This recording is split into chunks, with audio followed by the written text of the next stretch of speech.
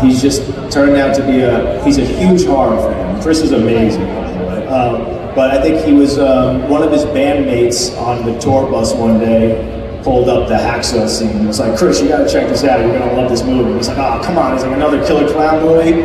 And then he showed him the scene, he was like, oh, that's pretty awesome. And then he watched the whole movie, and he would just start talking about it on his podcast, and then he ran into David at a horror convention, had David on his podcast, and then I ran into him at a convention, we hung out, had a drink together or whatever, and he was like, you know, dude, if you ever have anything for me in one of these movies, he's like, I would love to be a part of it. I was like, oh, interesting, and I just went home and just like wrote a role for Chris Jericho.